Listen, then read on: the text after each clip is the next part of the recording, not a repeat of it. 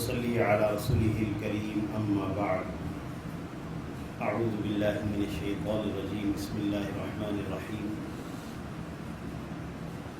يا أيها الذين آمنوا اتقوا الله وكونوا مع الصادقين صدق الله العظيم. میرے محترم دوستوں، بھائی، بزرگوں اور قابل احترام مستورات، ہمارے وہ احباب جن کو اللہ تعالیٰ نے تازہ حرمین کے سفر سے واپس آنے کی توفیق عطا فرمائی اور سفر کی یہ مبارک سعادتیں عطا فرمائی. بڑا عجیب علماء فرماتے ہیں کہ ایک انقلابی سفر ہے جو انسان اپنی زندگی کے اندر ایک انقلابی کیفیت کا اپنی آنکھوں سے مشاہدہ کرتا ہے.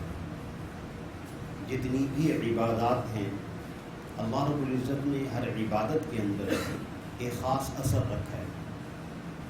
چاہے وہ نماز ہو، اس عبادت کے اندر بھی خاص اثر ہے.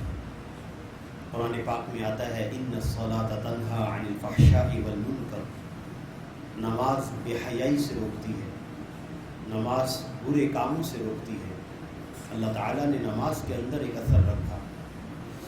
بلکہ علماء یہاں تک فرماتے ہیں کہ آج ایک دور جدید کا فتنہ منشیات، جس کے بارے میں ماں باپ بڑے پریشان ہیں کہ جن کی اولادیں منشیات میں لگ جاتی ہیں، ہم ان کو اپنی اولادوں کو کیسے بچائیں.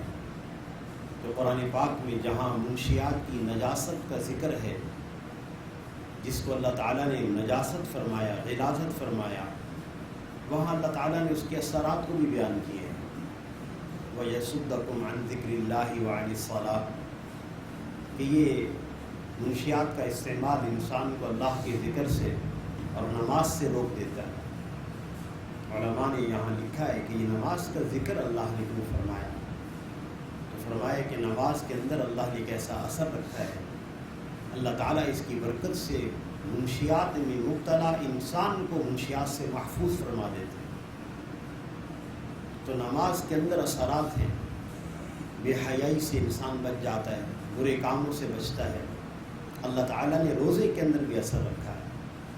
یا ایھا الذین آمنوا، یا قرآن پاک میں آتا ہے یا ایھا الذین آمنوا کتب علیکم الصیام، کہ تم پہ روزے فرض کیے گئے جیسا کہ تم سے پہلے والے لوگوں پر فرض کیے گئے. اور اس کا اثر انسان کی زندگی میں تقویٰ کی صورت میں ظاہر ہوتا ہے. اللہ تعالیٰ روزے کی برکت سے انسان کو متقی بنا دیتے ہیں، چاہے وہ کیسے ہی گناہ گار انسان کیوں نہ ہو.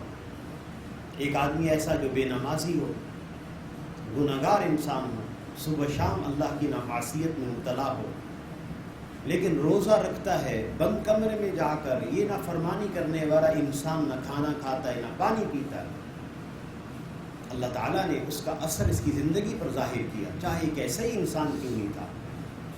اسی طرح اللہ تعالیٰ نے زکوٰۃ کے اندر بھی اثرات رکھے.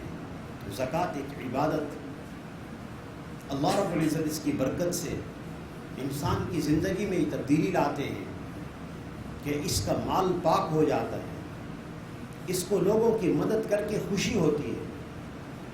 اللہ تعالیٰ اس کے مال کی حفاظت کرتے ہیں. یہ زکوٰۃ کے اثرات. اور حج کے بھی اثرات. حج پہ کیا ملتا ہے اس انسان کو حج کرنے پر؟ علماء فرماتے ہیں کہ جس طرح اللہ تعالیٰ نے تو دوسری عبادات کے فائدے گنوائے ہیں، حج کا فائدہ اس طرح نہیں گنوایا، اس کے لیے اور انداز اختیار کیے. حج کے فوائد جب اللہ سناتے ہیں تو یوں فرماتے ہیں وَأَذِّن فِي النَّاسِ بِالْحَجِّ. ابراہیم علیہ السلام کو حکم ہوا کہ آپ بیت اللہ کے حج کے آنے کے لیے لوگوں کے اندر ندا کریں، اعلان کریں. حضرت ابراہیم علیہ السلام نے وہ اعلان کیا، آواز لگائی. اللہ نے آگے فرمایا آپ اعلان کریں گے، ندا کریں گے، یأتوک رجالا وعلی کل ضامر یأتین من کل فج عمیق. دور سے لوگ پیادہ چلیں گے، پیدل سفر کر کے آئیں گے. لاغر اونٹنیوں پر سفر کرتے کرتے کہ اونٹنیاں سفر کی وجہ سے دبلی ہو جائیں گی. اتنے دور دراز سے لوگ حج بیت اللہ کے لیے آئیں گے. پھر آگے فرمایا لیشہدوا منافع لہم، اور جو حج کے فائدے ہیں اس کو اپنی آنکھوں سے مشاہدہ کریں. آ کر اللہ فرما رہے ہیں بیت اللہ میں آ کر اپنی آنکھوں سے ان منفعتوں کا، ان نفعوں کا مشاہدہ کریں کہ کیا دیتے ہیں اللہ تعالیٰ، کیا اللہ پاک عطا فرماتے ہیں۔ یہ حج کرنے والا حاجی جب حج کے سفر میں گیا ہے، اللہ نے یہ سعادت عطا فرمائی، یہ وہاں جا کر انقلابی کیفیت کا مشاہدہ خود کرتا ہے انسان اپنے اندر، کہ جس طرح میں اپنے گھر میں تھا ویسا نہیں ہوں، یہاں پر مشاہدہ کرتا ہے، قدم قدم پر دعاؤں کی قبولیت کو دیکھتا ہے، قدم قدم پر اللہ کی معیت کا بھی مشاہدہ کرتا ہے، انقلابات اس کے اندر چل رہے ہوتے ہیں۔ اور علماء فرماتے ہیں حج کی قبولیت کی علامتیں ہوتی ہیں، حج کی قبولیت کی علامت یہ ہوتی ہے کہ انسان جو پچھلی زندگی گزار رہا ہوتا ہے اس میں یکسر تبدیلی آ جاتی ہے، اس کو دین پر استقامت مل گئی، اس کو اعمال پر استقامت مل گئی۔ ہمارے ایک بزرگ ہیں مولانا احسان الحق صاحب دامت برکاتہ العالیہ، اللہ ان کو صحت عطا فرمائے، بارہا فرماتے سنا کہ پارٹیشن سے پہلے جو لوگ حج کے لیے جایا کرتے تھے، حج سے جب واپس آتے تھے تو ہندو یہ بات کہا کرتے تھے کہ ان کے ساتھ کاروبار کرو، ان بنیا ہندو بنیے کہا کرتے تھے، ان کے ساتھ کاروبار کرو، یہ لوگ دھوکہ نہیں دیں گے، یہ بدل چکے ہیں۔ حج کی قبولیت کی علامت، حج کی قبولیت کی علامت اللہ سے محبت، اللہ کے رسول سے محبت میں اضافہ ہو جاتا ہے۔ اور حج مبرور جس کے بارے میں حدیث میں آتا ہے کہ حج مقبول اور مبرور کی جزا صرف جنت ہے، لیکن بسا اوقات انسان حج کے سفر میں جاتا ہے، وہ تبدیلی اپنے اندر محسوس نہیں کرتا، وہ انقلابی کیفیت اپنے اندر محسوس نہیں کرتا۔ وہ بندے کہہ رہے ہوتے ہیں کہ جناب سفر حج سے پہلے اور حج کے اندر تو جناب نمازوں پر بھی استقامت تھی، اعمال پر بھی استقامت تھی، اب واپسی کے بعد وہ استقامت نہیں رہی۔ بلکہ بعض حضرات یہ بھی کہتے ہیں کہ جناب وہ آپ تو بڑی بڑی تقریریں کر رہے تھے، جب حج کریں گے تو پوری زندگی بدل جائے گی، اللہ سے تعلق پیدا ہو جائے گا۔ جناب میرے اندر تو اس طرح کی کوئی کیفیت ہی نہیں پہنی۔ جی اس مذاکرے کے لیے خاص طور پہ ہم یہاں جمع ہوئے، ہم اپنی حج کے اندر آئی ہوئی تبدیلی کو استقامت کیسے دیں۔ یہ جو حضرات سوال کرتے ہیں ہمارے اندر تبدیلی نہیں آئی، ہمارے بڑے فرماتے ہیں کہ ان سے کہا جائے کبھی یہ زندگی کے اندر کبھی یہ سوال آپ کی زبان پر آیا ہے پہلے؟ یہ تو حج کرنے کے بعد آپ کی زبان پر یہ سوال آیا کہ میرے اندر تبدیلی نہیں آئی۔ یہ بھی فکر مندی کی علامت ہے، یہ بھی ایک تبدیلی کی علامت ہے، الحمدللہ۔ اب دین پر استقامت کیسے حاصل؟ حج کے بعد، حج کے سفر کے بعد ہم کون سے اعمال کریں جس کی وجہ سے اللہ تعالیٰ حج پر ملی ہوئی برکات، عطا کی ہوئی برکات جو اللہ نے عطا فرمائی ہیں، وہ اللہ تعالیٰ وہ ہمارے اندر محفوظ رہے، وہ ہمیشہ برکتیں ہمارے اوپر قائم رہے، وہ دین پر چلنے کی پر استقامت قائم رہے۔ کیسے یہ ممکن ہے؟ تو سب سے پہلی بنیادی بات یہ جو اللہ تعالیٰ نے ہمیں حج کی نعمت عطا فرمائی، سفر حج کی توفیق عطا فرمائی، اس پر اللہ کا شکر ادا کیا جائے۔ یہ انسان اپنے زبان سے کہے الحمدللہ، اللہم لک الحمد ولک الشکر، یہ آدمی زبان سے ذرا ضرور کہے کہ اللہ تیرا شکر ہے، تو نے حج کی توفیق عطا فرمائی۔ بندہ بسا اوقات شکر ادا نہیں کرتا، ناشکری کرتا ہے، جس سے دی ہوئی نعمتیں، اس کے مزے، اس کے لطف اور لذت چھن جاتی ہے۔ ورنہ اللہ تعالیٰ نے ہمیں کتنی نعمتیں ہمارے جسم کے اندر رکھی ہوئی ہیں، ہماری ذات کے اندر رکھی ہوئی ہیں، کتنی نعمتیں اللہ نے ہمیں دے رکھی ہیں۔ انسان ذرا شکر تو ادا کرے، شکر کے الفاظ تو کہے کہ اللہ نے مجھے حج کی توفیق عطا فرمائی، اللہم لک الحمد ولک الشکر۔ ہمارے ایک بہت بڑے شیخ الحدیث، استاد الحدیث، ان کے پاس ایک صاحب آئے اور کہا کہ مولانا مجھے صرف 3 نمازیں پڑھنے کی توفیق ہے، میں ظہر پڑھتا ہوں، عصر پڑھتا ہوں، مغرب پڑھتا ہوں، عشاء مجھ سے نہیں پڑھی جاتی اور فجر میں اٹھا نہیں جاتا۔ مجمع میں اور بھی لوگ بیٹھے ہوئے تھے، مولانا نے بڑی خوبصورت بات فرمائی، فرمایا اس 3 نمازوں کے پڑھنے پر آپ اللہ کا شکر ادا کریں۔ کہ اللہ نے مجھے توفیق دی ہوئی ہے، میں 3 نمازیں پڑھ رہا. اور بھی علماء بیٹھے ہوئے تھے، ناراض ہو گئے، کہنے لگے مولانا وہ تو گناہ کا کام کر رہا ہے، 2 نمازیں چھوڑ رہا ہے، آپ کہہ رہے ہیں کہ شکر ادا کریں. اللہ ان کو جزائے خیر عطا فرمائے. بڑی عجیب بات فرمائے اصل میں اللہ تعالیٰ نے قرآن پاک میں فرمایا ہے لئن شکرتم لازیدنکم، تم شکر ادا کرو گے ہم تمہاری جو ہم نے تمہیں نعمتیں دے رکھی ہیں اس میں ہم اور مزید اضافہ کر دیں گے. یہ 3 نمازیں پڑھنے پر اللہ کا شکر ادا کرے، اللہ رب العزت اس کو 5 نمازیں پڑھنے کی توفیق عطا فرما دیں گے. یہ بندہ ذرا شکر تو ادا کرے، زبان سے الفاظ کہے. اور دوسرا یہ حاجی یہ حج کر کے آئے جو صاحب، اللہ کی رحمت سے مایوسی نہ ہو. بعض حضرات کہہ رہے ہوتے ہیں جی وہ ہم مزدلفہ میں گئے، عرفہ میں گئے، ہمارے گناہ معاف ہوئے ہوں گے یا نہیں ہوئے ہوں گے. نہیں جناب، اللہ کی رحمت سے کوئی مایوسی نہیں. اللہ نے ہمیں راستہ دیا ہے استغفار کا، توبہ کا. ہم نے ہمیشہ اپنے عبادات کے اندر بھی، عبادات کے بعد بھی اللہ سے معافی مانگنی ہے.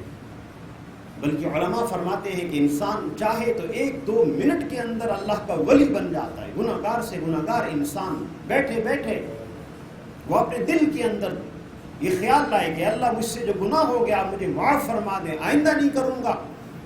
تو حدیث میں آتا ہے التائب من الذنب کمن لا ذنب لہ، جس نے توبہ کی وہ انسان ایسے ہو جاتا ہے جب جیسے اس سے کبھی گناہ ہوئے ہی نہ ہو. اللہ کا ولی ہو گیا بیٹھے بیٹھے.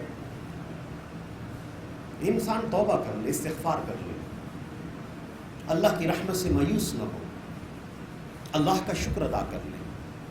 اور چوتھا کام جسے انسان نے کرنا ہے، اس حاجی نے کرنا ہے، اس سفر حج سے واپس آئے ہوئے اس حاجی صاحب نے کرنا ہے، وہ یہ ہے اپنے ماحول کو پاکیزہ بنا لے. ماحول عربی کا لفظ ہے، ماں کہتے ہیں کوئی چیز، حول کہتے ہیں ارد گرد. ماں جو چیز، حول ارد گرد. ہمارے ارد گرد جو بھی چیز ہے وہ پاکیزہ ہو، اس کے اندر اللہ کی نافرمانی نہ شامل ہو. اپنے گھروں کی در و دیوار کو پاک کر لیا جائے،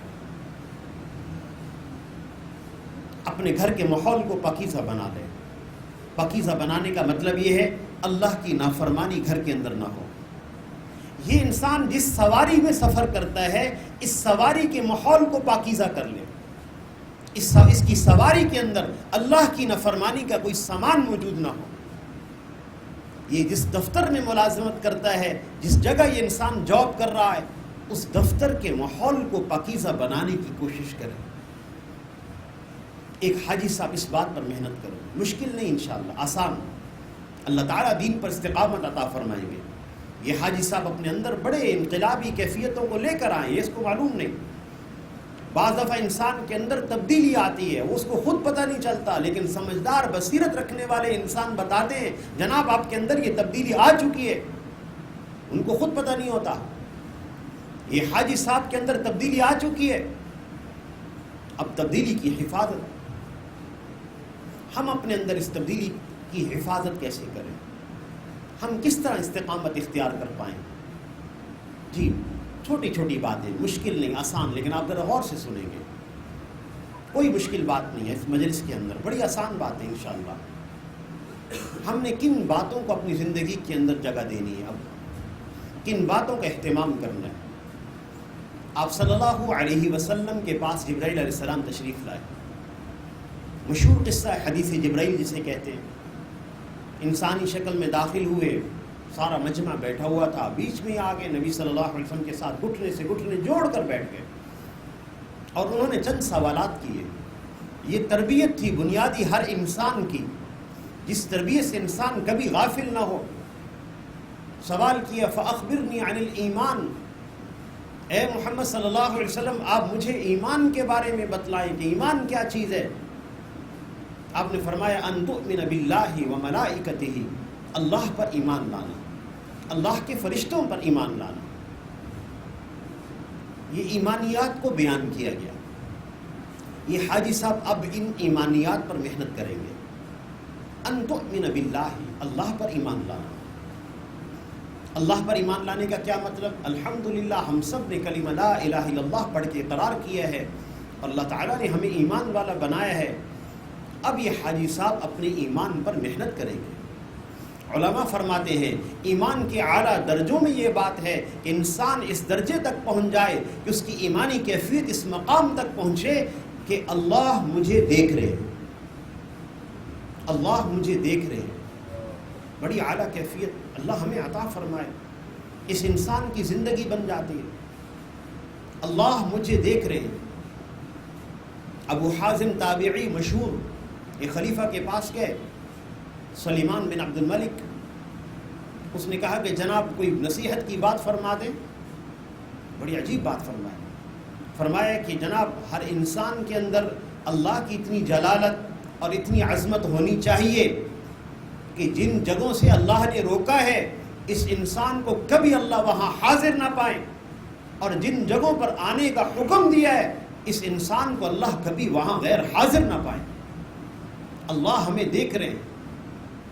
اس کیفیت کو حاصل کرنا، اس پر محنت کرنا، اس کے لیے اللہ نے ہمیں راستہ دیا ہے، بڑا خوبصورت راستہ. ہم نیک لوگوں کی صحبت اختیار کریں، ان کی مجالس میں اٹھے بیٹھیں. اللہ تعالیٰ یہ کیفیت عطا فرما دیں. اللہ کے راستے میں نکل کر بھی یہ کیفیت نصیب ہوتی ہے. تو ان تؤمن باللہ، اللہ پر ایمان لانا، اور ہمارا ہدف ہو کہ مجھے اس درجے تک پہنچنا ہے کہ اللہ مجھے یہ کیفیت عطا فرما دے، میں جس جگہ ہوں جہاں بھی ہوں یہ کیفیت ہو کہ اللہ مجھے دیکھ رہے ہیں. وملائکتی، فرشتوں پر ایمان لانا، فرشتوں پر ایمان لانا. فرشتے اللہ کی مخلوق، فرشتے اللہ کی مخلوق ہیں. اللہ کے حکم سے بندوں کی مدد بھی کرتے ہیں. آپ صلی اللہ علیہ وسلم نے فرشتوں کی مدد کے واقعات بھی سنائے، فرشتے کس طرح انسان کی مدد کرتے ہیں. آپ صلی اللہ علیہ وسلم تشریف فرما تھے ایک مجلس کے اندر. ابو بکر صدیق رضی اللہ تعالیٰ عنہ بھی تشریف فرما تھے. اسی مجلس میں ایک منافق انسان، ایک برا انسان، اس نے ابو بکر صدیق رضی اللہ تعالیٰ عنہ کو سب و شتم کرنا شروع کر دیا، برا بھلا کہنا شروع کر دیا. آپ صلی اللہ علیہ وسلم مسکراتے رہے. ابو بکر صدیق رضی اللہ تعالیٰ عنہ خاموش، صبر کیے ہوئے، تحمل کیے ہوئے. آپ ابو بکر صدیق رضی اللہ تعالیٰ عنہ کے صبر کو دیکھ کر تعجب فرماتے رہے، مسکراتے رہے. لیکن ایک دو باتیں آگے چل کر ابو بکر صدیق رضی اللہ تعالیٰ عنہ نے ان پر لوٹا دی. جیسے باتیں لوٹائیں تو آپ صلی اللہ علیہ وسلم اٹھ کر چل دیے. ابو بکر صدیق رضی اللہ تعالیٰ عنہ بھی پیچھے گئے. یا رسول اللہ، جب تک وہ مجھے سناتا رہے آپ بیٹھے رہے، جب میں نے ایک دو باتیں لوٹا دی آپ اٹھ کر چل دیے. آپ صلی اللہ علیہ وسلم نے ارشاد فرمایا جب تک وہ باتیں سنا رہا تھا تم خاموش بیٹھے تھے، اللہ رب العزت نے ایک فرشتے کو مقرر کیا تھا جو تمہاری طرف سے اس کو جواب دے رہا تھا. جب تم نے دو تین باتیں کہہ دی وہ فرشتہ چلا گیا، شیطان آ گیا کہ اب باہم آپس کے اندر لڑائی ہوگی. فرشتوں کی مدد بندے کے ساتھ، فرشتوں کی مدد بندے کے ساتھ. وہ کتبی ہی، اللہ کی کتابوں پر ایمان لانا، اللہ کی کتابوں پر ایمان لانا.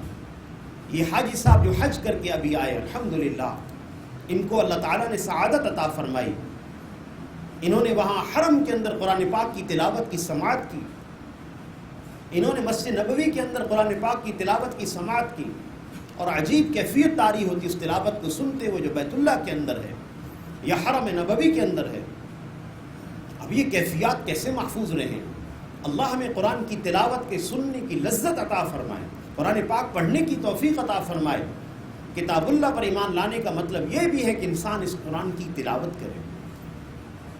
آج ہمارے ہاں بڑی کمی ہے قرآن پاک کی تلاوت کے اندر. ایک ایک سال گزر جاتا ہے قرآن پاک اٹھانے کی نوبت نہیں آتی. بڑے نمازی آدمی ہوتے، نیک آدمی ہوتے، بس مصروفیت ہے، مشغولیت ہے، قرآن پاک کی تلاوت کا موقع نہیں مل رہا.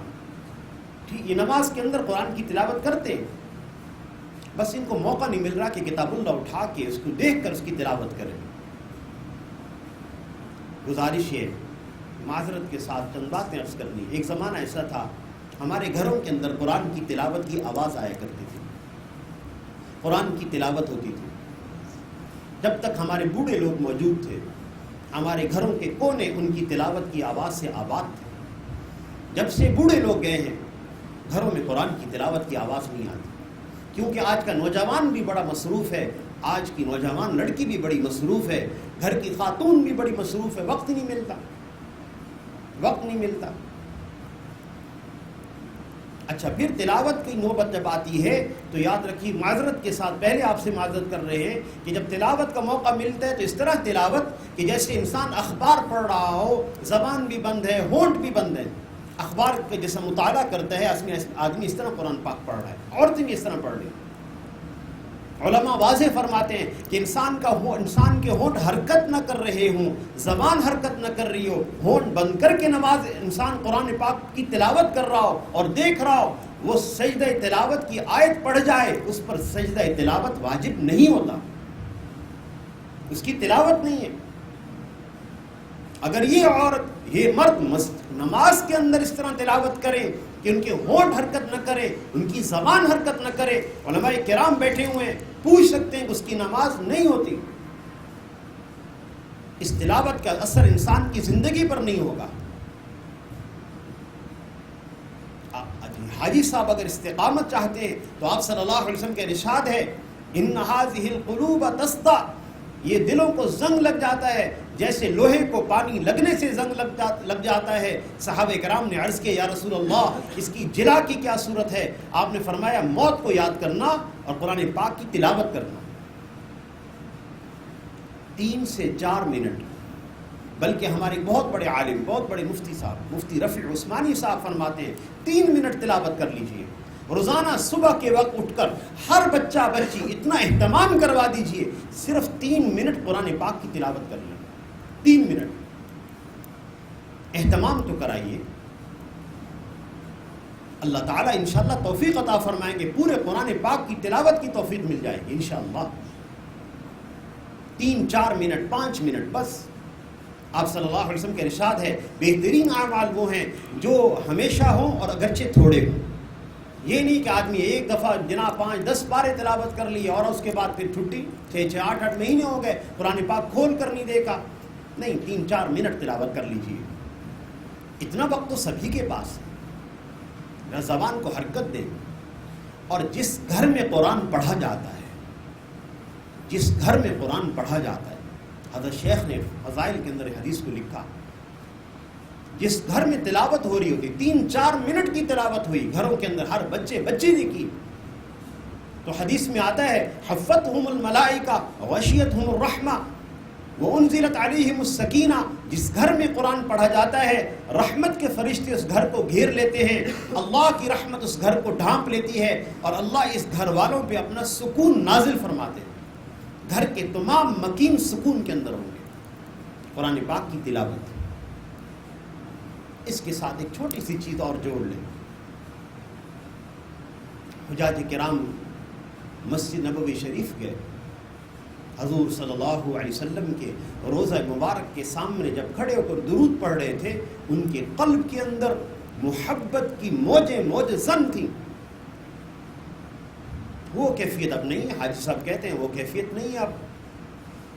یہ بات تو ذہن میں رکھنی ہوگی کہ وہ کیفیت تو ہر جگہ ہر ایک وقت میں ایک طرح کی نہیں رہتی. آپ صلی اللہ علیہ وسلم کی مجلس میں جو صحابہ کرام آتے تھے ان کو بھی اس کا احساس ہوا. ایک دفعہ حضرت حنظلہ رضی اللہ تعالیٰ عنہ گھر گئے تو کہنے لگے بلا اختیار اپنی کیفیت کو محسوس کر کے، نافق الحنظلہ، حنظلہ منافق ہو گیا. پریشان ہو کر گھر سے نکل آئے. ابو بکر صدیق رضی اللہ تعالیٰ عنہ ملے، ان سے بھی یہی بات کہی کہ میں تو منافق ہو گیا. کہنے لگے کیسے؟ کہنے لگے جب نبی صلی اللہ علیہ وسلم کی مجلس میں ہوتے کیفیات ہی کچھ اور ہوتی ہیں، جب گھر ہوتے ہیں تو اور کیفیات ہوتی ہیں. ابو بکر صدیق رضی اللہ تعالیٰ عنہ نے فرمایا میری بھی یہی کیفیت ہے. چل کر پوچھتے ہیں آپ صلی اللہ علیہ وسلم سے. جا کر پوچھا تو آپ نے فرمایا یہ کیفیت ہمیشہ ایک جیسی نہیں رہیں گی، گاہے گاہے یہ کیفیات ہوں گی. وہ جو حضور صلی اللہ علیہ وسلم کے ساتھ محبت کا جذبہ اٹھا ہے، اس کیفیت کو کیسے محفوظ رکھیں؟ ایک تھوڑی سی عادت بنا لیجئے آپ صلی اللہ علیہ وسلم پر درود پڑھنے کی. درود پڑھنے کی بڑی کمی ہو جاتی درود پڑھنے کے اندر. یہ جس انسان کو اللہ نے توفیق دے رکھی ہوتی ہے حضور صلی اللہ علیہ وسلم پر درود پڑھنے کی، اللہ تعالیٰ اس کے دل کے اندر حضور صلی اللہ علیہ وسلم کی محبت کو پیدا فرما دیتے ہیں. آپ صلی اللہ علیہ وسلم ایک دفعہ تشریف لائے، چہرے پر خوشی کے اثرات تھے. ابو بکر صدیق رضی اللہ تعالیٰ عنہ نے پوچھا آپ اتنے خوش کیوں ہیں؟ اور صحابہ کرام نے پوچھا یا رسول اللہ آج آپ بڑے خوش ہیں. فرمایا کہ جبرائیل علیہ السلام میرے پاس آئے تھے اور آ کر یوں کہا ہے کہ اللہ تعالیٰ فرما رہے ہیں کہ جو آپ کا امتی میرے اوپر ایک دفعہ درود پڑھے گا میں اس پر 10 رحمتوں کو نازل کروں گا. اس لیے درود پڑھنے کا اہتمام اور رسولوں پر ایمان، حضور صلی اللہ علیہ وسلم کے طریقے پر زندگی گزارنا اور آخرت پر ایمان. آخرت پر ایمان، علماء فرماتے ہیں آخرت کا معنی یہ ہوتا ہے بعد میں آنے والی چیز. تو آخرت کا مطلب یہ ہے ایک زندگی مرنے کے بعد ایسی آنے والی ہے جس میں حساب و کتاب اللہ پاک لیں گے. جو انسان نے دنیا میں عمل کیا اس کا حساب لیا جائے گا. اس فکر کو بڑھانے کی ضرورت ہے. حضرت مفتی شفیع صاحب رحمۃ اللہ علیہ فرماتے تھے جس انسان کے اندر 2 کیفیتیں پیدا ہو جائیں، ایک اس کو یہ بات سمجھ میں آ جائے کہ میرا اللہ مجھے دیکھ رہا ہے، اس کے دل میں اللہ کی عظمت اور جلالت ہو، اور دوسرا فکر آخرت ہو. یہ انسان بن جاتا ہے. اپنے اندر فکر آخرت بڑھانے کی ضرورت. حضور صلی اللہ علیہ وسلم نے باقاعدہ تربیت فرمائی تھی صحابہ کرام کی کہ یہ دنیا عارضی ہے، آخرت کی جگہ ہمیشہ رہنے والی، وہاں ہم نے منتقل ہونا ہے. بار بار آپ نے یاد دلایا. ہمیں بھی ضرورت، ہمیں بھی ایسی مجلسوں میں بیٹھنے کی ضرورت ہے. ہمیں کوئی یاد دلائے کہ یہ دنیا فانی ہے. مدینہ المنورہ میں ریشمی کپڑا آیا. آپ حضرات کے ذہنوں میں ہے اس وقت کیا کیفیت مشقت کی تھی. ابتدائی ریشمی کپڑا شام سے آیا، اور اعلیٰ جو ریشمی کپڑا خالص ہوتا ہے اس کی نرمی، اس کی خوبصورتی تصور ہی نہیں ہو سکتا. اور ایسے حالات میں آتا ہے جب صحابہ کرام کے پاس پہننے کے لیے پورا کپڑا نہیں ہے، اس وقت وہ کپڑا آیا. مدینہ المنورہ میں سب لوگ جمع ہو گئے، کپڑے کو چھونے لگے. اس کی نرمی، اس کی خوبصورتی کی تعریف ہو رہی تھی. آپ صلی اللہ علیہ وسلم نے فرمایا کپڑا کیسا لگا؟ یا رسول اللہ بہت خوبصورت کپڑا ہے. تربیت کی بات فرما رہے ہیں. کاش کوئی ماں باپ اپنے بچوں سے بات کر لیا کرے، کوئی بڑا اپنے ماتحتوں سے یہ بات کر لیا کرے اس موقعوں پر.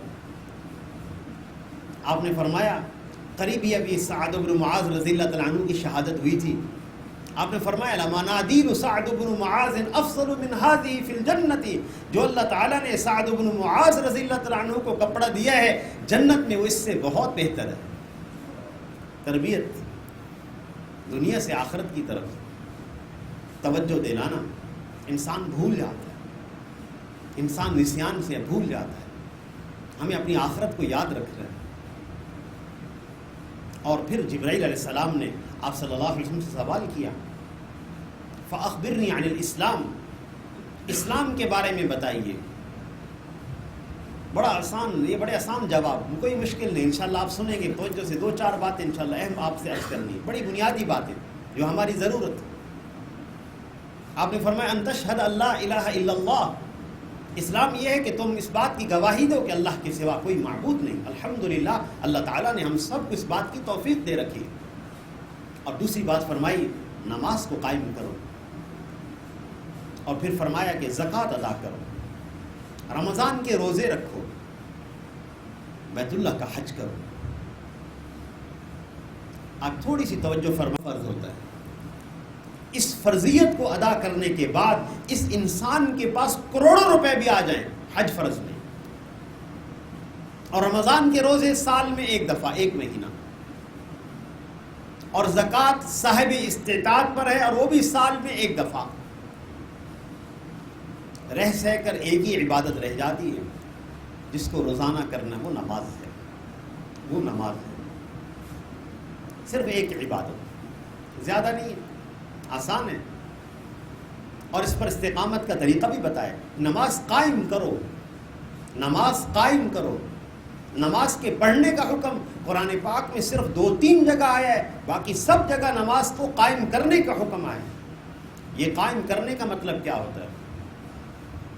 حضرت شاہ ولی اللہ محدث دہلوی رحمہ اللہ فرماتے تھے قائم کرنے کا مطلب یہ ہے اس نماز کو اپنی زندگی کے اندر رائج کرو، اپنے بازاروں کے اندر رواج دو، اور اس کا رواج کا طریقہ یہ ہے باجماعت نماز پڑھنے کا اہتمام۔ جس شخص کو اللہ تعالیٰ نے باجماعت نماز پڑھنے کا اہتمام کی توفیق دے رکھی ہے انشاءاللہ اس کی نماز قضا نہیں ہوگی۔ یہ حاجی صاحب حج کے سفر کے بعد اپنی نمازوں کے اہتمام کی فکر میں لگیں گے، تب دین پر استقامت ہو سکتی ہے۔ اور جو بھائی کوشش کرتا ہے پھر بھی نماز قضا ہو جاتی ہے، کبھی فجر اور کبھی عشاء کبھی عصر قضا ہو جاتی، دکھ ہوتا ہے بعد میں جی میں کیا کروں، کوشش کرتا ہوں پھر بھی نماز رہ جاتی، کیا کروں، کبھی آنکھ نہیں کھلتی۔ علماء نے اس کا راستہ بتایا ہے، فرمایا جو انسان کوشش کر رہا ہو اور پھر بھی اس کی کوئی نماز رہ جاتی ہو، اس کا بڑا آسان راستہ ہے، وہ نماز کو قضا کرے اور اس کے بعد اپنے ہاتھ اٹھا لے اللہ کے سامنے اور یوں کہہ دے کہ اللہ میں کمزور ہوں، میں نے نیت کی ہوئی ہے، آپ توفیق عطا فرما دیں، انشاءاللہ اپنی آنکھوں سے دیکھ لے گا اللہ پاک نماز پر استقامت عطا فرما دیں گے۔ تو چھوٹے سا عمل نماز، اس کا اہتمام ہو جائے۔ اور پھر ہمارے دین کے اندر بنیادی چیز ایمانیات، پھر عبادات۔ اب حاجی صاحب کو اس کے ساتھ ساتھ تیسری چیز کا اہتمام کرنا ہوگا اور وہ ہے معاملات۔ اپنے معاملات کی درستگی۔ معاملات کی درستگی کا کیا مطلب ہے؟ یہ حاجی صاحب سے کہا جائے کہ جناب آپ وصیت لکھ لیں، لیکن ہمارے علماء فرماتے ہیں کہ وصیت کے لفظ سے حجاج کرام گھبراتے ہیں۔ پہلے حج کو جا رہے ہوتے ہیں، موت کا ڈر ہوتا ہے، پتہ نہیں واپسی ہوگی یا نہیں ہوگی، حج کو جا رہے ہوتے ہیں، اور پھر کہہ دیا جائے جناب آپ وصیت بھی لکھ جائیں تو حاجی صاحب اور ڈر جاتے ہیں، جناب آپ تو وصیت بھی لکھوا رہے ہیں۔ نہیں، اس لیے ہمارے علماء فرماتے ہیں یہ وصیت کے لفظ کے بجائے تھوڑا سا اور لفظ اختیار کر لیا جائے، آسان راستہ۔ اپنی ذاتی ڈائری لکھنے کی عادت بنانا، میرے ذمے کن لوگوں کا لین دین ہے، میں نے کن کے پیسے ادا کرنے ہیں، یہ ہر انسان ذمہ دار ہے، کیونکہ آپ صلی اللہ علیہ وسلم کے ارشاد ہے کوئی مسلمان ایسا نہ ہو کہ جس کے اوپر 2 راتیں گزریں اور اس نے اپنی وصیت کو نہ لکھا ہو۔ ذمہ داری ہے، یہ بغیر لکھے زندگی نہ گزارے، اس لیے کہ اس دنیا سے جانے کا کوئی وقت متعین نہیں، اللہ جانتے ہیں کون سا وقت متعین ہے، اس انسان کو معلوم نہیں۔ یہ صحت مند انسان، یہ ورزش کرنے والا انسان، یہ جسمانی اعتبار سے پوری طاقت رکھنے والا انسان، اور بیماری کی کوئی علامت اس کے اندر نہیں ہے، بس ایک لمحے میں پتہ چلتا ہے کہ انسان موجود نہیں ہے۔ اس لیے ہمیں ذاتی ڈائری لکھنے کی عادت بنانی ہوگی۔ کتنے لوگوں سے پیسہ لینا ہے، کتنے لوگوں کا پیسہ دینا ہے، کتنی نمازیں قضا کی باقی ہیں، کتنے روزے باقی ہیں، اس کو ذاتی ڈائری سمجھ کے انسان لکھ لے، کاٹتا رہے، جو ادا ہو جائے اس کو کاٹتا رہے۔ ہمارے ہاں ایک چیز ہے قرض حسنہ، قرض حسنہ، جس کے بارے میں لوگ یہ کہتے ہیں کہ قرض حسنہ اس کو کہتے ہیں جس کو لینے کے بعد قرض لینے والا ہنستا رہے اور مطالبہ کرنے والا روتا رہے، قرض حسنہ۔ حالانکہ قرآن پاک میں آتا ہے من ذا الذی یقرض اللہ قرضا حسنا، ہرگز یہ معنی نہیں جو ہمارے ذہنوں کے اندر ہے، بلکہ قرض حسنہ اسے کہتے ہیں وہ انسان جو بغیر کسی لالچ اور غرض کے کسی کو قرض ادا کرے۔ وہ مفتیان کرام سے مفتیان کرام کے پاس مسئلہ پوچھنے کے لیے لوگ آتے ہیں، جناب وہ یہ مجھ سے قرض کا مطالبہ کر رہا ہے، حالانکہ اس نے مجھے قرض حسنہ دیا تھا مولانا، یہ کیسے مطالبہ کر سکتا ہے؟ وہ ذہنوں میں یہی بات ہے کہ قرض حسنہ واپس نہیں کیا جاتا، حالانکہ قرض انسان واپس نہ کرے اس پر کتنی سخت وعید ہے۔ آپ صلی اللہ علیہ وسلم ایک دفعہ مسجد نبوی کے اس جگہ پر تشریف فرما تھے جہاں جنازے پڑھے جاتے ہیں، آپ صلی اللہ علیہ وسلم نے اپنے سر مبارک پہ ہاتھ رکھا اور فرمایا ما نزل من التشدید، کتنا سخت امر نازل ہوا ہے، صحابہ کرام فرماتے ہیں ہم خاموش رہے، ادب کی وجہ سے معنی ہو گیا، پوچھ نہ سکے کیا امر نازل ہوا۔ اگلے دن ہم انتظار کرتے رہے کیا معاملہ پیش آتا ہے، کوئی ایسی بات سامنے نہیں آئی۔ پھر ہم نے عرض کیا یا رسول اللہ وہ کیا معاملہ پیش آیا تھا؟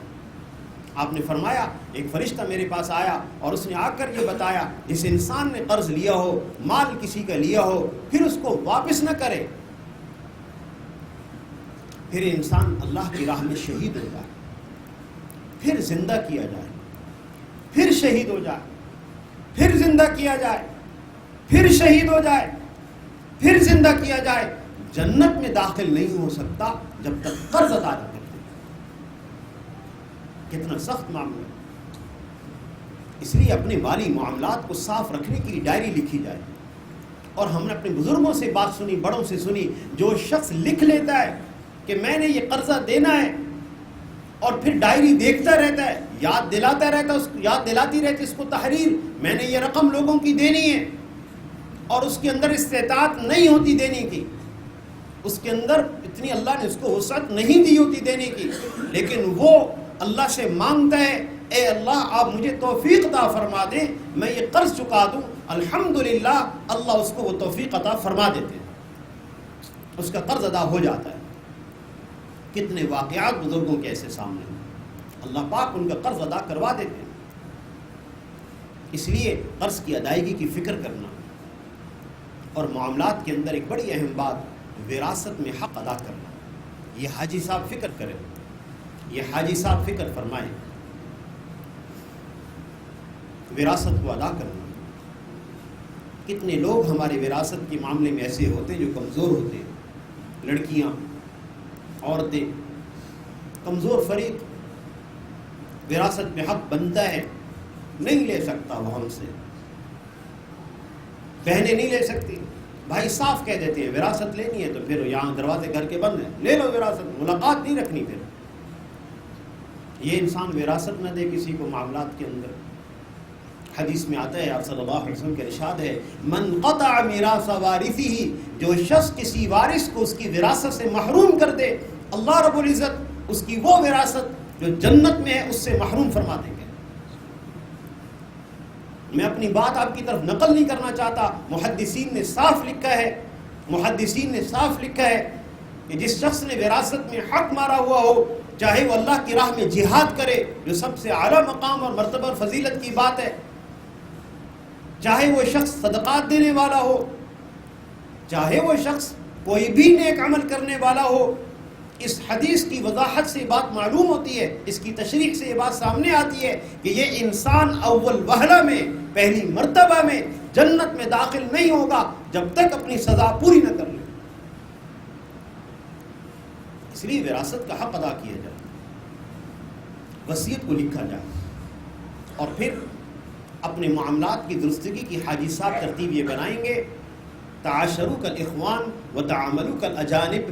ایک عربی مقولہ ہے کہ رہو سہو بھائیوں کی طرح لیکن معاملات کرو اجنبیوں کی طرح۔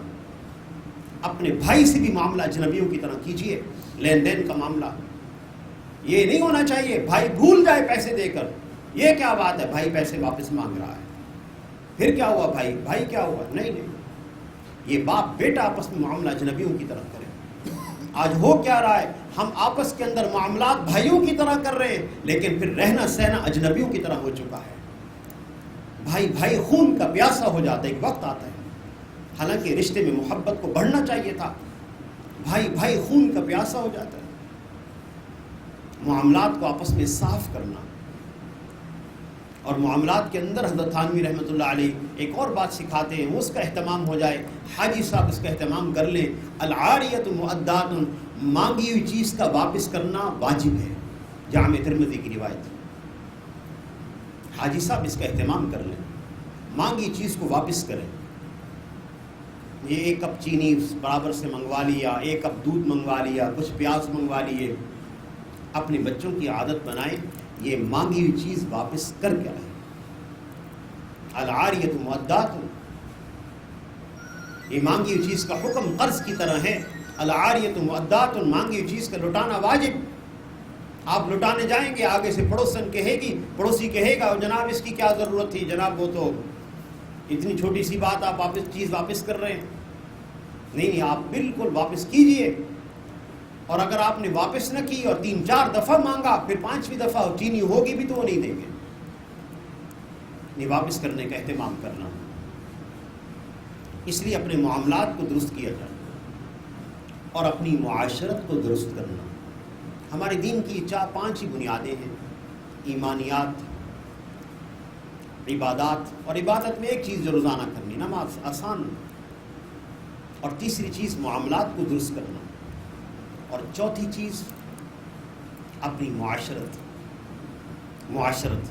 معاشرت کہتے ہیں رہنا سہنا، کھانا پینا، لباس. معاشرت. ہم اس معاشرت کو کیسے درست کریں؟ بڑا آسان. اس سوال کا بڑا آسان جواب: اپنی معاشرت کے اندر گناہ کی چیزوں کو نکال دیں.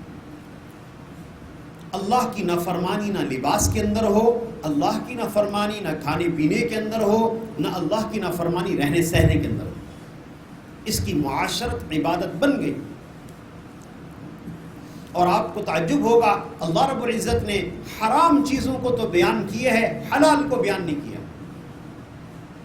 بعض حضرات بھی کہتے رہتے ہیں، وہ خطباء سے بھی کہتے رہتے ہیں، مولانا آپ ہر وقت حرام کا تذکرہ کرتے ہیں، یہ حرام ہے یہ حرام ہے، کبھی حلال کا تذکرہ بھی تو کیا کریں. بعض لوگ کہہ رہے ہیں آپ بس حرام ہی بتاتے رہتے ہیں. یاد رکھیے، اکنامک کا اصول ہے کہ جس چیز کا تذکرہ کر دیا جائے وہ محدود ہو جاتی ہے. یہ اللہ کی رحمت ہے. اللہ نے حرام چیزوں کو بیان کیا ہے، وہ تھوڑی ہیں. حلال چیزیں اس دنیا میں زیادہ ہیں. اللہ رب العزت نے بیان فرمایا ہے مشروبات میں کون سی چیز پینی ہے، کون سی چیز حرام ہے، بس یہ بیان کیا. مشروبات میں کون سی چیز حرام، باقی چیزیں حلال، جن کی تعداد سینکڑوں ہزاروں تک.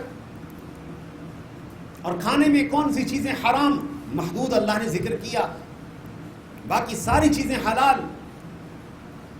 اور کن سے نکاح، جب انسان کو نکاح کی ضرورت پیش آئے تو چوتھے پارے کا آخری رکوع ایک تھوڑی سی فہرست اللہ نے بیان کر دی کہ ان کے ساتھ نکاح نہیں ہو سکتا، باقی سب عورتوں سے نکاح حلال.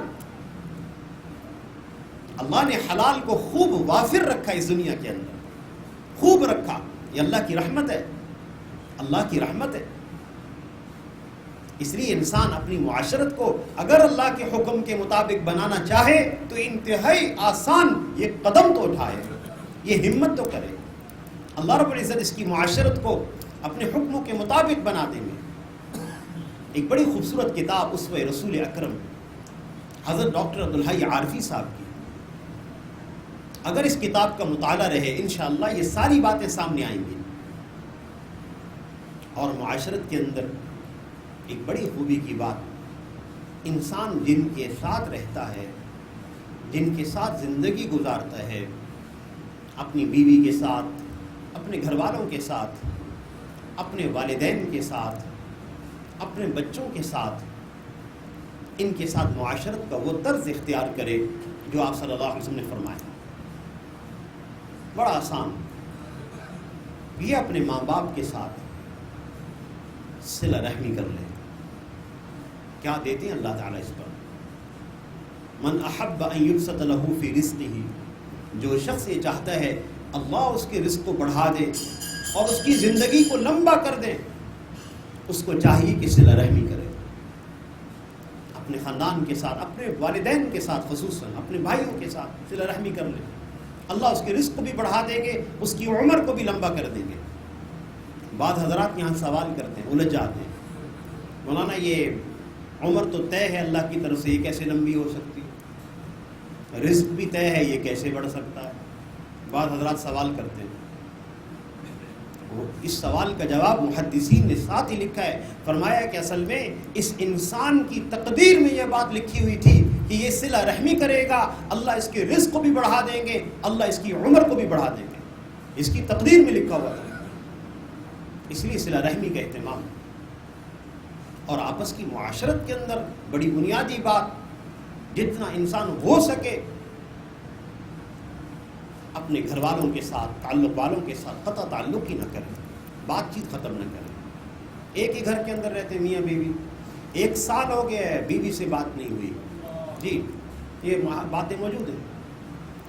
صاف کہتے ہیں مولانا 1 سال ہو گئے بیوی سے بات نہیں کی. بیٹا گھر کے اندر 6 مہینے ہو گئے بیٹے سے بات نہیں ہوئی. 6 مہینے اسی بیٹے کی فیسیں بھی ادا کر رہے ہیں, اس بیٹے کو اسکول بھی لے کے جا رہے ہیں, کالج بھی لے کے جا رہے ہیں, والد صاحب خود بیٹے سے بات چیت نہیں. یہ انسان اگر کسی سے بات چیت ختم کر دے اس کا کتنا نقصان ہوتا ہے. آپ صلی اللہ علیہ وسلم کا ارشاد ہے جو آدمی 1 سال تک کسی سے بات چیت نہ رکھے 1 قتل کا گناہ اس کے کھاتے میں لکھا جاتا ہے. اتنی سخت بات. اور 5ویں چیز اخلاق. 5ویں چیز اخلاق. یہ حاجی صاحب اپنے اخلاق کی درستگی کریں گے. حاجی صاحب سفر کر کے آئے, وہاں اخلاقی اعتبار سے مجاہدہ بھی ہوتا ہے, بڑا مجاہدہ. سفر کے اندر انسان کتنی مشقت میں, منی کے اندر, عرفہ کے اندر, مزدلفہ کے اندر, اب اس کو دھکا مل رہا ہے, دھکا کھا رہا ہے. حضرت تھانوی رحمۃ اللہ علیہ سے کسی نے پوچھا حضرت حج کے سفر پہ جا رہا ہوں کوئی نصیحت فرما دیں. حج کے سفر پہ جا رہا ہوں کوئی نصیحت فرما دیں. اللہ اکبر, بڑے بڑے ہوتے ہیں. آپ کسی اور سے پوچھتے ہو بتائیں گے آپ کو اتنے طواف کریں, اتنے یہ کریں, اس طرح کریں. حضرت تھانوی رحمۃ اللہ علیہ نے فرمایا بھائی اچھا کھانا, اچھا رہنا, نہ دھکا دینا نہ دھکا کھانا. بڑوں کی بڑی بات ہے. اچھا کھانا, اچھا رہنا, نہ دھکا دینا نہ دھکا کھانا. اس سے بھی بچنا ہے, دھکے سے بھی بچنا ہے, خطرہ ہوتا ہے. تو وہاں کتنی جگہوں پہ ایسی طبیعتوں پر سختی بھی آتی, بوجھ بھی ہوتا ہے. ساتھیوں کی باتوں پر بوجھ ہوا, حاجی صاحب نے برداشت کیا, نہیں بات کی, خاموش رہے. کھانے کا مجاہدہ بھی ہوا, چلنے کا مجاہدہ بھی ہوا, گرمی کا مجاہدہ بھی ہوا. اب حاجی صاحب اپنے اندر پیدا ہونے والی ان کیفیات کو جو اللہ نے اس مجاہدی کی برکت سے عطا فرمائی, ان کی حفاظت کریں گے. حفاظت کے طریقہ کار یہ حاجی صاحب اپنے اخلاق کو عالی بنا لیں. یہ اپنے اندر مزاج میں درگزر لے آئیں, اپنے مزاج کے اندر نرمی لے آئیں, اپنے مزاج کے اندر اپنے بڑوں سے پوچھ کر چلنے کا مزاج بنا لیں. بڑی برکتیں ہوں گی انشاءاللہ, بڑی خیریں ہوں گی. انسان گھر کا سربراہ ہوتا ہے, خاندان کا بڑا ہوتا ہے, چلتے چلتے ایک مزاج پر پہنچ جاتا ہے مجھے کسی سے مشورہ کی ضرورت نہیں ہے, مجھے کسی سے رائے لینے کی بھی ضرورت نہیں ہے, جو فیصلہ ہے وہ میرا ہے. بس یہیں سے گھروں کے اندر پھٹنے کی, گھروں کے اندر مسائل کی ابتدا ہو جاتی ہے. یہ گھر کا سربراہ اپنے اندر اتنی نرمی تو رکھے, مشورے کی ضرورت پیش آئے گھر والوں کو بٹھا کر مشورہ کر لے, یہ خود اپنے کسی بڑا کو ایسا بنا لے جس سے جا کر پوچھ لیا کرے, جس سے جا کر یہ انسان پوچھ لیا کرے. اتنا تو انسان راستہ ضرور کھولے. اور اخلاق کے بارے میں سب سے خوبصورت آیت حضور صلی اللہ علیہ وسلم جو غزوہ احد میں تھے, ہمارے وہ ساتھی جنہوں نے یہ غزوہ احد کا واقعہ سیرت کے اندر مطالعہ کیا ہے کہ ہمارے نبی صلی اللہ علیہ وسلم کو روحانی اعتبار سے اور ہمارے نبی صلی اللہ علیہ وسلم کو جسمانی اعتبار سے انتہائی اذیت اس سفر میں پہنچی ہے. روحانی اذیت الگ, وہ 50 لوگوں نے درہ چھوڑ دیا جس میں سے 10 لوگ جمے رہے, 40 لوگ چلے گئے, اجتہادی خطا ہو گئی. حالانکہ حدیث میں آتا ہے آپ صلی اللہ علیہ وسلم نے واضح فرمایا تھا ہم غالب بھی ہو جائے تو ہمارے پیچھے مت آنا, مغلوب بھی ہو جائے تو ہماری مدد کو بھی نہ آنا. بس وہ ابتدا میں اجتہادی خطا ہو گئی, وہ امیر صاحب منع بھی کرتے رہے, پھر بھی 40 صاحب چلے گئے, صاحب تشریف لے گئے. حضرت خالد بن ولید نے پیچھے سے مڑ کر حملہ کر دیا. اس زمانے میں مسلمان نہیں ہوئے تھے, جنگی تدابیر کے ماہر تھے. اور حدیث میں آتا ہے جب انہوں نے حملہ کیا اور پیچھے سے حملہ ہوا تو بخاری شریف کی روایت, شیطان نے زور سے آواز لگائی پورے میدان کے اندر, دیکھو تمہارے پیچھے والے تمہارے سے غدار ہو گئے. صحابہ کرام یہ سمجھے کہ جو ہمارے پیچھے ہمارے ساتھی ہیں وہی ہمارے خلاف ہو گئے, اس لیے اگلے والے پچھلے والوں پہ پلٹ پڑے اور آپس میں تلواریں چل گئیں. یہ سب سے زیادہ روحانی اذیت تھی نبی صلی اللہ علیہ وسلم. حضرت حذیفہ رضی اللہ عنہ کے والد یمان انصار صحابہ کی تلواروں سے شہید ہوئے, ہو رہے تھے شہید, اور وہ کہہ رہے تھے کہ میرے والد صحابی ہیں, مخلص ہیں, آپ تلواریں مت چلائیے, لیکن ہوگی شہادت ہے. یہ روحانی اذیت. اور پھر جسمانی اذیت کا کیا عالم, خون رک ہی نہیں رہا چہرے وجہ مبارک سے, تلوار کا وار ہو گیا. چہرے پر. حضرت فاطمہ رضی اللہ تعالی عنہا نے وہ راکھ جلا کر، کپڑے کو جلا کر اس کی راکھ خون پر چپکائی تو خون رکا. بڑی ناراضگی نبی صلی اللہ علیہ وسلم کی. اس موقع پر روایت میں آتا ہے کہ آپ نے بد دعا کا ارادہ بھی کیا کفار کے اوپر. فوراً آیات نازل ہوئی لیس لک من الامر شیء.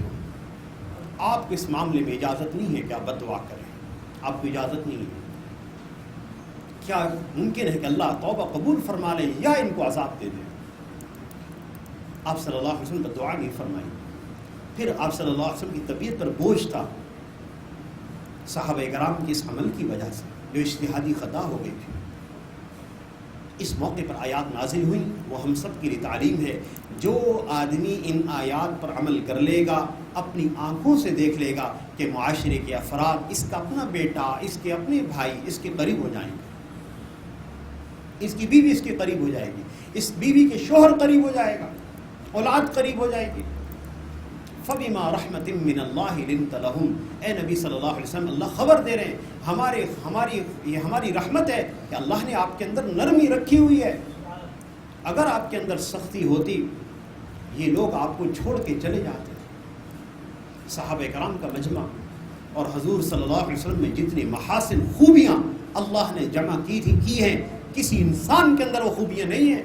اس کے باوجود فرمایا کہ آپ کو چھوڑ کر چلے جاتے ہیں. اگر آپ میں سختی ہوتی، طبیعت میں نرمی ہو، یہ نہیں ہونا چاہیے والد صاحب گھر میں آئیں بچے چھپ جائیں کمروں کے اندر، ابو آ کے، یہ نہیں ہونا چاہیے، یہ ہرگز نہیں ہونا چاہیے. طبیعت کے اندر نرمی چاہیے. اور غلطی جو ہو گئی فرمایا فاعف عنہم، آپ انہیں معاف کر دیں، واستغفر لہم، ان کے حق میں مغفرت کی دعا بھی کریں. اور سب سے خوبصورت طریقہ اپنے ساتھ جوڑنے کا، اپنی اولاد کو، اپنے ساتھیوں کو، اپنے تعلق والوں کو اپنے قریب کرنے کا بڑا خوبصورت طریقہ اللہ نے فرمایا وشاورہم فی الامر. آپ ان سے مشورہ کیا کیجیے، مشورہ کرو.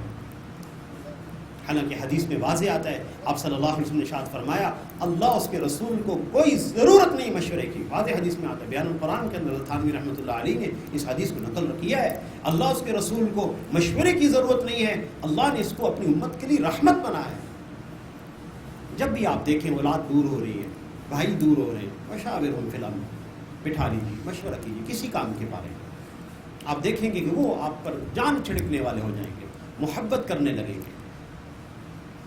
بہرحال حجاج کرام سے یہی درخواستیں تھی آج کے اعتبار سے، اپنی عبادات پر محنت، اپنے ایمان پر محنت، اور اپنے معاملات کی درستگی پر محنت، اپنی معاشرت کو درست کرنے پر محنت، اپنے اخلاق پر محنت. اور یہ ہم مسلسل محنت میں رہیں گے، تربیت میں لگے رہیں گے، اور کبھی انشاءاللہ مایوس نہیں ہونا جی میری تربیت نہیں ہو پاتی. اس راستے میں بالکل مایوسی نہیں ہے، محنت کرتے رہیں گے، کوشش کرتے رہیں گے. اور تربیت کے اللہ نے دو بڑے اچھے راستے ہمیں دے رکھے ہیں. ہمارے محلے کے اندر جو دینی مجلس سے مساجد کے اندر ہوتی ہیں، کبھی حدیث کی مجلس ہوتی ہے، کبھی قرآن کے درس کی مجلس ہوتی ہے، اپنے آپ کو اس کے اندر بٹھائیے.